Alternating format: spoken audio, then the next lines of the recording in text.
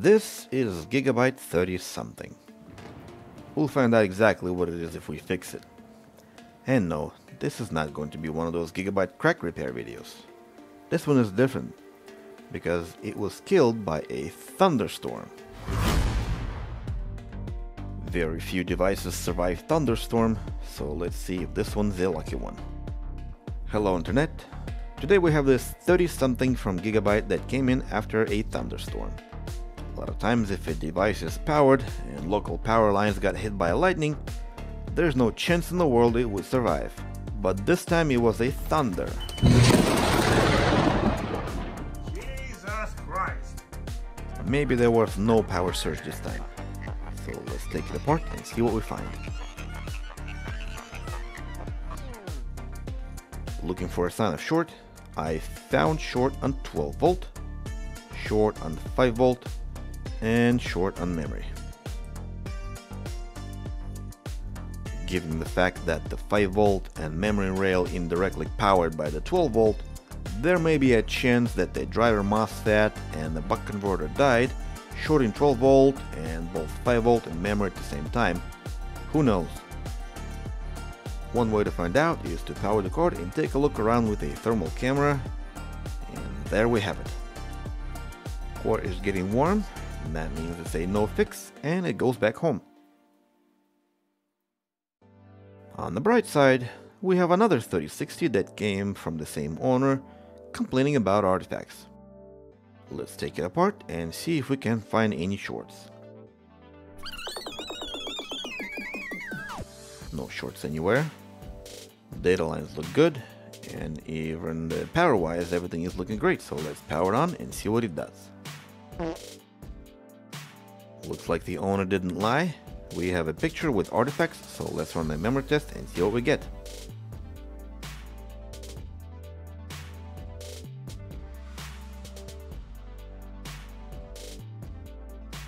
Looks like we have a B1. Given the fact that this chip is so close to the hook, it makes sense to assume cracked solder joint, and maybe all it needs is a reball. But unfortunately, as I removed the chip, it had ripped pads, so I'll have to replace it. Oh well, in any case, the chip is replaced, memory test has passed, and the card seems to work as expected. I guess we have a fix with this one. Next, we have another Gigabyte 3060 with a note stating a loose component over there. So let's have a look. Looks like a capacitor is hanging on a partially ripped pad, but according to the continuity test it is still connected, so it shouldn't cause any problems. I'll just glue it down to the board so it doesn't flap around. With that done, I highly doubt that this was the only problem, so let's take this thing apart and see what's going on. With no short sound and a quick power up check, attempting to get a picture shows no picture. If we look more carefully, you can see that the screen changes from pitch black to slightly brighter black, indicating that the GPU is giving a black image. So let's run this card as a secondary and try to run a memory test, which oddly enough it revealed that we have a problem with, you guessed it, B1 again. Just like before, I will assume that it has a cracked solder joint and prepare for a reball, but once chip is lifted, even more ripped pads, so the chip had to be replaced. Once chip is replaced and resistances are checked, card produced an image and passed the memory test.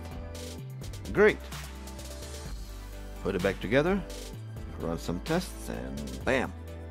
We have a fix. Another 3060 from the same owner that came with the complaint of artifacts. We'll trust the owner and go straight into the memory test. And guess which chip did report the error? Correct. It's B1 again.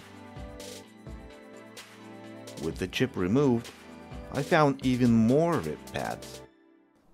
I guess the further you go into the woods, the more wood you find. Which means I'll have to replace this one as well. And what is up with these Samsung chips? Why are they always losing pads? I don't know. But in my opinion, it's better to have ripped pads under the memory chip than getting them ripped from the PCB.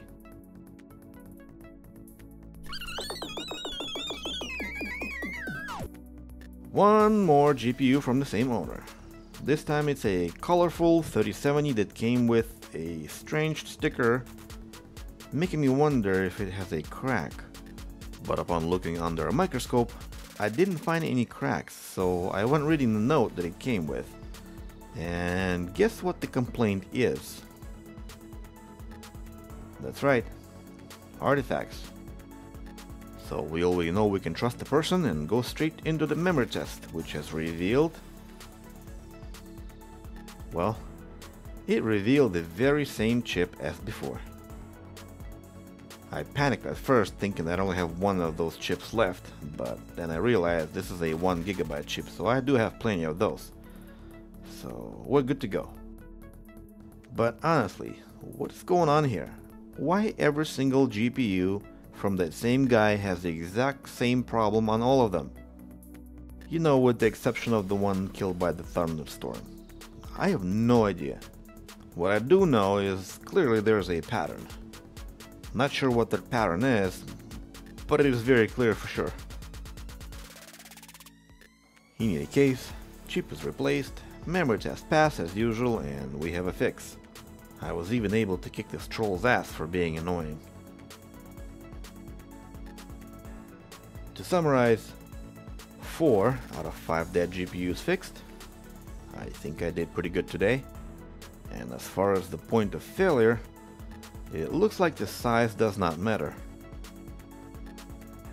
Otherwise, how do you explain the smallest, medium, and the largest GPU break exactly the same way? To me, it seems like it's either gigabyte or weight. Goodbye.